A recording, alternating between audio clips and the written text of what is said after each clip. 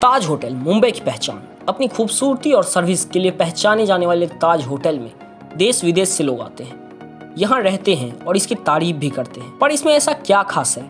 Interior, facility, construction, सुविधाएं या टाटा का नाम? बता दें कि ताज होटल सबसे ज़्यादा अपनी हॉस्पिटैलिटी के मामले में जाना जाता है और इसे सबसे ज़्यादा खास बनाता है इसका स्टाफ, और इसकी एक बहुत बड़ी वजह भी है। आइए जानते हैं कि इस होटल का स्टाफ इतना खास क्यों है। आपको एक छोटी सी घटना बताते हैं जो साबित करती है कि वहाँ का स्टाफ अपने कस्टमर और अपने काम को लेकर कितना डेडिकेटेड। दरअसल एक बार एक कपल ताज में रुका हुआ था, लेकिन उसके कमरे का एसी अचानक से बंद हो गया, जिस वजह से उन्होंने उसी वक्त होटल छोड़ने को कहा और कहा कि वो आगे से कभी ताज होटल में नहीं ठहरे। जिसके बाद ये सारा मामला वहाँ के मैनेजमेंट और स्टाफ ने हैंडल, क्योंकि ताज की यह पॉलिसी है कि अगर आप किसी को सर्व करते हैं तो सिर्फ और सिर्फ आपकी जिम्मेदारी है, फिर उसे खुश करने में कितने भी पैसे खर्च हो कंपनी हैंडल कर दे। इस पूरे मामले को उन्होंने ऐसे हैंडल किया कि स्टाफ का एक मेंबर पूरे टाइम वहाँ रहकर एसी ठीक करवाता रहा और उसके बदले उन्हें एक लग्जरियस कमरे में शिफ्ट कर दिया। इतना ही नहीं, कस्टमर का खाना पीना और एयरपोर्ट तक राइड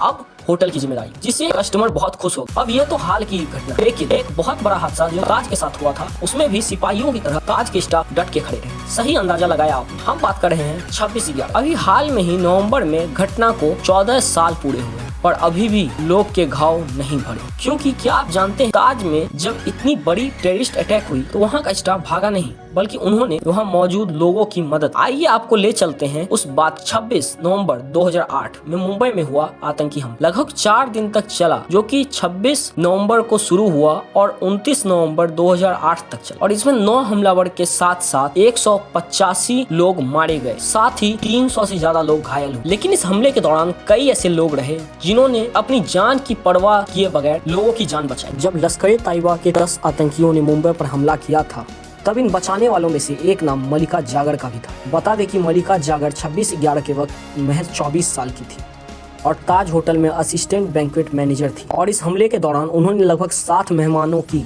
सेफ्टी इंश्योर की। हुआ ये कि रात के करीब 9:30 बजे थे जब मल्लिका ने गोलियों की आवाज सुनी। ताज होटल के हेरिटेज विंग में 60 से भी ज्यादा मेहमानों के साथ मौजूद जब हमला शुरू हुआ तो उन्हें पहले ये लगा कि ये कुछ फायर वर्क की आवाज, लेकिन फिर उन्होंने महसूस किया कि गोलियों की आवाज थी।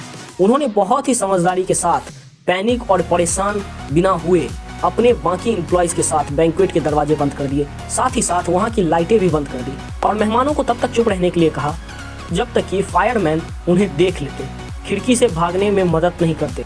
बता दें कि उस दिन जो भी हुआ, बाद में उसके बारे में शेयर करते हुए मल्लिका कहती है कि मुझे उस बात का कोई अंदाजा नहीं था कि वह एक छोटी बंदूक वाला एक आदमी था या स्वचालित मशीन गन वाला आतंकवादी। लेकिन अभी मुझे अपडेट मिला है कि होटल में वीआईपी मेहमानों पर निशाना बनाने जा रहा है, जिसमें से ज्यादातर मेरे साथ बैंक्वेट हॉल में थे। मुझे तुरंत पता चल गया था कि मुझे और मेरी टीम को आखिर सांस तक उनकी रक्षा करनी है। जल्दी मेहमानों को उनके परिवार के फोन आने लगे, जो यह जानकर घबरा गए थे कि होटल में हमला हुआ है। जब मल्लिका और उनकी टीम को पता चला कि मेहमान खतरे में हैं, तो उन्होंने सभी दरवाजे बंद कर दिए और सभी लाइटें भी बंद कर दी। फिर मैं मेहमानों को चुपचाप फर्श पर बैठने को कहा। हालांकि वे सभी इस बात से अनजान थे कि आगे क्या होगा।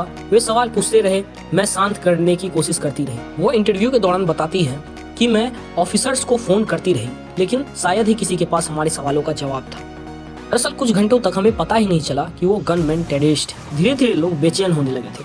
कुछ ने हॉल के बाहर भागने की भी कोशिश की, लेकिन सजेशन दिया गया कि उन्हें ऐसा करने से बाकी लोग कहाँ हैं उसका पता चल जाएगा और ये सभी की जिंदगी पर भारी पड़ेगा। इसलिए करीब वो 60-65 लोगों की भीड़ को काबू करने की कोशिश कर रही थी। जल्दी मल्लिका को पता चल गया कि टेररिस्ट सबको देखते ही गोली मार रहे हैं, किसी को बख्श नहीं रहे हैं। वो दरवाजे खटखटा रहे थे और सभी मेहमानों को गोली मार रहे थे। बीच कई धमाकों की आवाज आई, इसने मेहमानों को इम्पेशेंट कर दिया। मल्लिका ने उनको पूरी सिचुएशन समझाई। नहीं, इस दौरान बैंक्वेट में कुछ धुआं निकलने लगा। मेहमान मदद के लिए रोने चिल्लाने लगे। मल्लिका शांत रही और फिर उसे पता चला कि सेना आ गई है। उन्होंने बताया कि उन्हें हमेशा से इंडियन आर्म फोर्स पे बहुत ही ज्यादा भरोसा रहा है। सुबह जब उन्हें पता चला कि सेना आ गई, तो सभी की राहत में सांस आई। उन्हें पक्का विश्वास था कि वो आखिरकार सुरक्षित हैं। अब ये थी एक स्टाफ की कहानी। यहीं पर होटल के रेस्टोरेंट में भी कुछ लोग शांति से खाना खा रहे थे।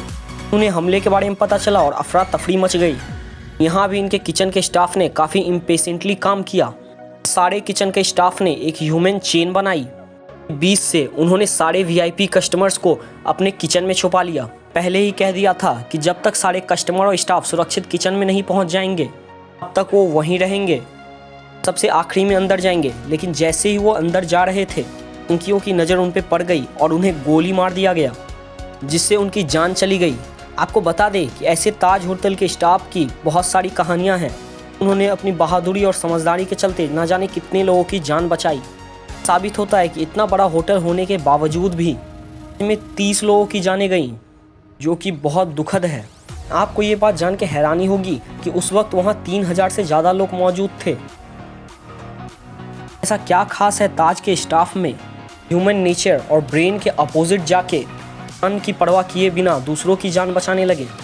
ये नहीं कह रहा कि उन्हें स्वार्थी बनना था, लेकिन ऐसे एक्सट्रीम सिचुएशन के लिए वो कैसे तैयार थे। इसे आप ऐसे समझिए कि जब एरोप्लेन के केबिन क्रू को ट्रेनिंग दी जाती है तो भी उन्हें कस्टमर के साथ साथ अपनी सिक्योरिटी पहले इंश्योर करने को कहा जाता है, ताकि वो लोगों की मदद कर सके। जब आप खुद नहीं रहेंगे तो बाकियों को कैसे बचाएंगे। आपको एक लाइव एग्जाम्पल से समझाते हैं।